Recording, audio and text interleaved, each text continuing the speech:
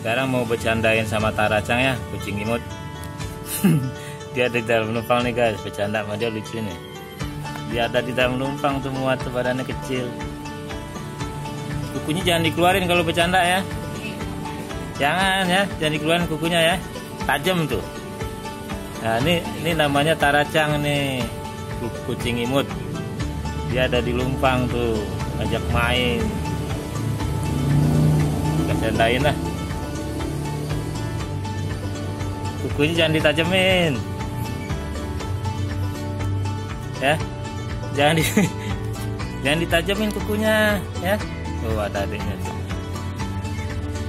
Ini ada saudaranya tuh, bercanda deh. Oh, bercanda.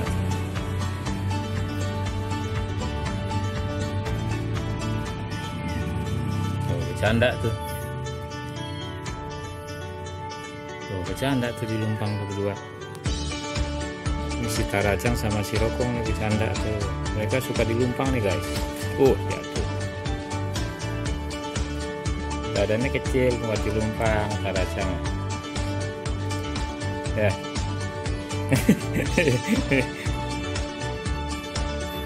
Muat badannya tuh. Oke, begitu saja informasinya. Assalamualaikum.